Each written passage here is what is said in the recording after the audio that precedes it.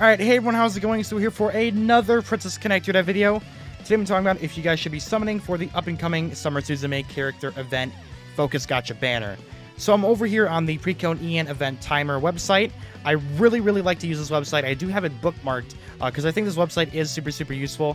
Not only to help me record videos and make these kind of videos, but for anyone out there who kind of forgets the days that stuff comes out, you could always come in and check, and all of the events will be displayed when they're going to be releasing in your time zone. Like, it's connected to your time zone. So for Summer Suzume, she'll be releasing on June 22nd at 7 p.m. My time zone, which is Eastern time zone, United States. So it tells you what time stuff is going to drop. So it's really important for stuff like Clan Battle. But it's just really useful, so I really like this website, and I will leave a link to this website in the description down below in case you guys want to bookmark it for yourselves. So go ahead and check it out.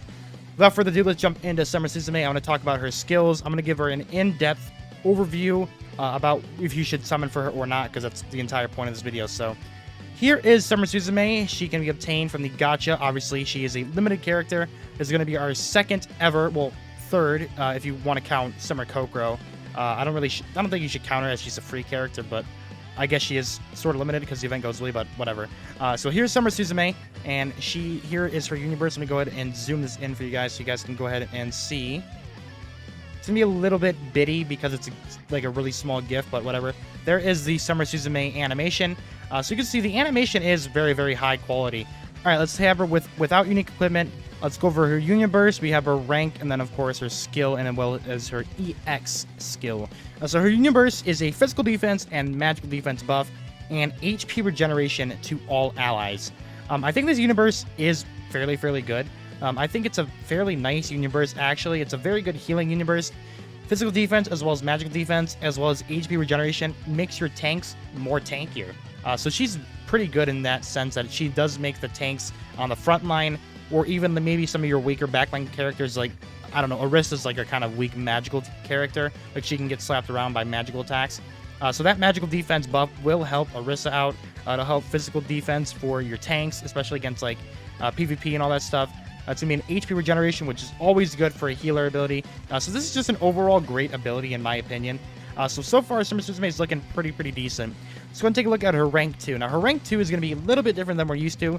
It's going to put a Petite Golem at 200 range in front of self. So her initial pattern is the first thing she does is she will throw down this Petite Golem, and then she'll go ahead and pop. I'm assuming this is her skill 2, which is a magical defense buff to all allies within range, centered around frontmost ally.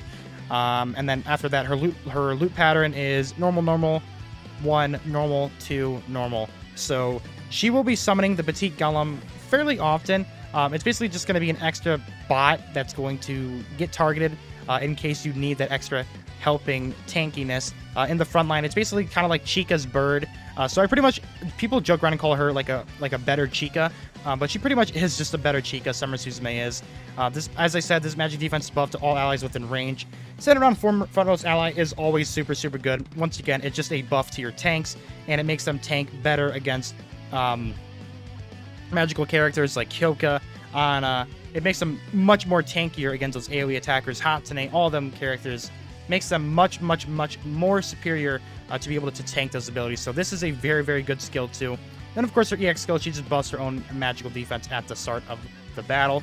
So we're going to take a look at her at level 199. This is our 5 stars, rank 21 equipment, no unique equipment. Now, take this with a grain of salt. Obviously, her defenses are pretty insane. She has a lot of magical defense. So we're going to minus, like, I think 400 off of this, or maybe 450. She's maybe at, like, 140 physical defense.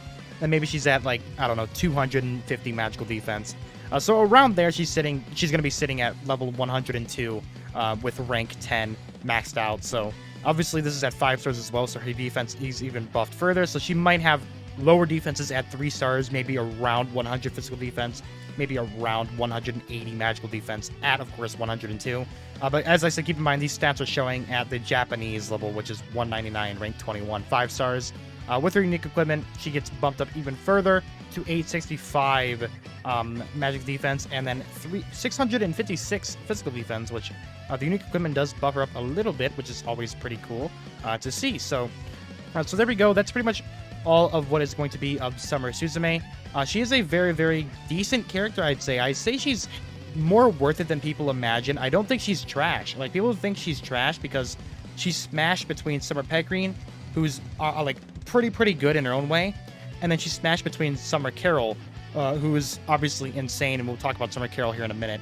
But like, if you're smashed between two super hype characters, it's inevitable that, especially if you're underwhelming, that you're not going to be looked at as very good. But I do think Summer Suzume is very decent.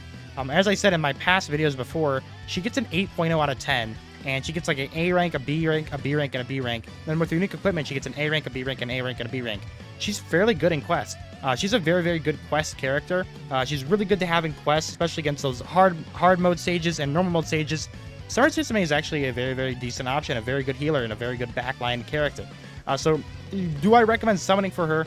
Not really. I do think you want to save for Summer Carol, because I think she's just way more meta in terms of power. But if you love Summer Suzume, if you think Suzume is the greatest waifu who has ever existed on planet Earth, then go ahead and summon for Summer Suzume. No one is going to stop you. She will eventually return next year, but just keep in mind that, you know, it will be a year from now. So if you don't summon for her and you really want her, make sure you don't regret not summoning for her, because she won't be here for another 365 days, and who knows if you're going to even be playing the game still by then. But I mean, keep in mind, guys, as I said, these are limited characters, and we're only going to be getting more and more limited characters as the game gets older and older.